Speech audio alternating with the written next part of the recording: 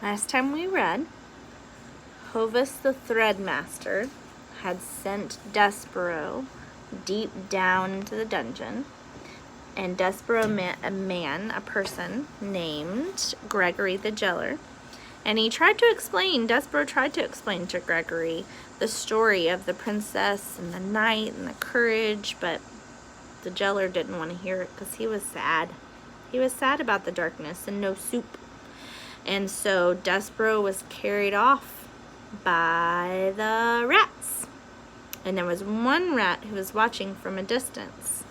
And his name was Rescureaux. So Rescureaux heard what Despereaux was saying about the princess, and he was very interested. So chapter 21 is called Captured. The next thing he knew, Despereaux was tumbling out of a pipe onto a stone floor. He was still in the dungeon. He knew this, not because he could see the rats, but because he could hear them. "Mouse! Mouse! Mouse! Mouse!" the voices chanted. Despereaux looked straight up, raising his head toward the sound. Hundreds of rats leaned out over the top of the tall walls that encircled him. They peered down at their new victim far below, and their fangs were dripped in hunger. Despereaux looked around for an exit, but he was trapped. He found himself locked in some sort of an arena, and whatever was about to happen was causing the rats above him to smack their chops in anticipation. "Ha ha!" Botticelli laughed wickedly. Like a Roman emperor, he occupied the prized position in the center of the Colosseum.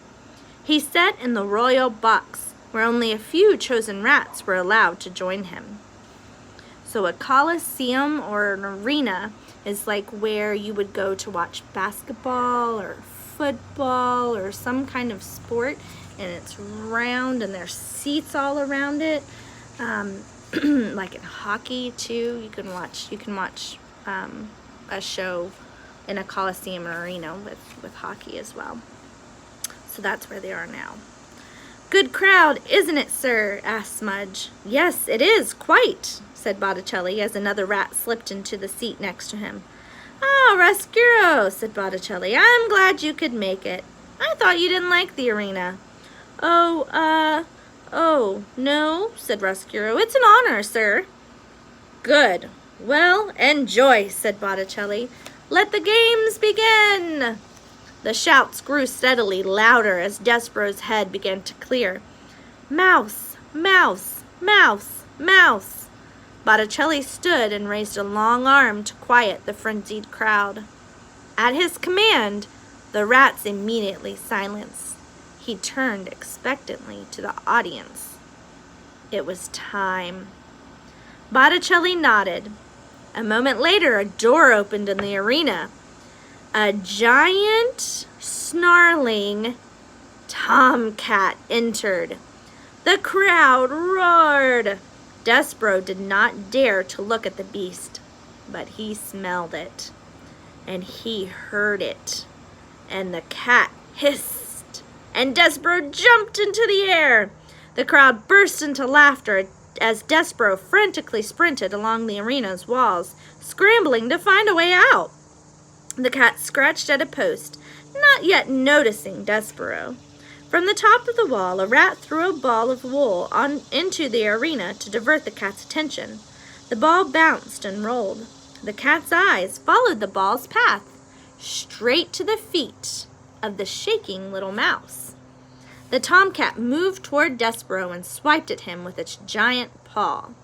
Despereaux leapt out of the way as 5 sharp claws sliced through the air where he had just been standing. The cat snarled and began to pounce, but it was stopped short. A chain attached to its collar was the only thing keeping the cat from tearing the mouse to pieces.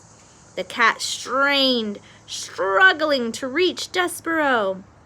Botticelli signaled again, this time for the chain to be loosened. The cat advanced on Despereaux and hissed loudly into the mouse's large ears. Despereaux ran through the cat's legs. The chase was on. The cat followed Despereaux around and around the arena. It wasn't long before the mouse was cornered. Despereaux was pinned against the wall. The cat raised its paw, ready to strike for the last time. The rats were on edge of their seats. They were waiting for the signal from Botticelli. Any second now. Botticelli rose and moved to lower his thumb. "Wait!" a voice cried. "Can I have him?" Botticelli turned to the rat seated next to him. "Can I have this one?" Roscuro asked. "Please?" "What?" asked Botticelli, surprised. Roscuro said. "That one looks so tasty."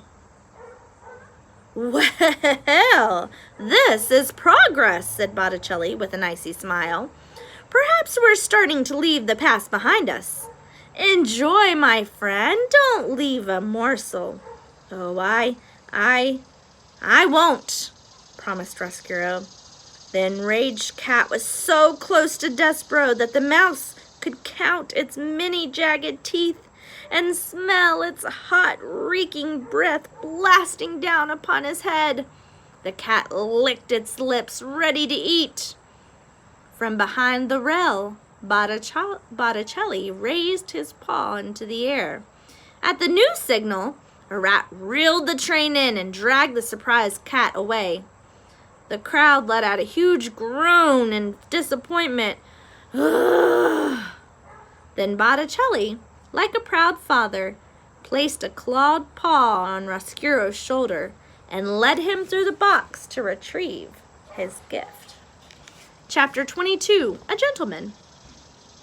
The other rats hauled Despereaux into the crowded streets and thrust him at Roscuro's feet. Roscuro yanked Despereaux upright. "Come on," the rat said loudly, shoving the mouse through the crowd. "Let's go, Buster." Roscuro's request for his own mouse had suddenly made him a rat among rats. The others patted him on the back. They whooped as they tugged on the mouse's leash, and they urged Roscuro to finish every savory bone. That's it, keep moving," Roscuro ordered Despereaux, to the amusement of the others. Then the rat bent down toward the mouse to whisper, "It's okay, keep walking." Roscuro pulled the catch around a corner, and the two walked until they were alone on a side street. The mouse looked up at his captor in terror. Despereaux was faced with a question that no mouse wants to answer. Was it worse to be trapped in a box with a cat, or alone with a rat in a dark alley? Roscuro leaned in close to Despereaux's face. "Right up there," he whispered. "Keep walking." The rat glanced over his shoulder at the desolate street. Then, quickly, he pulled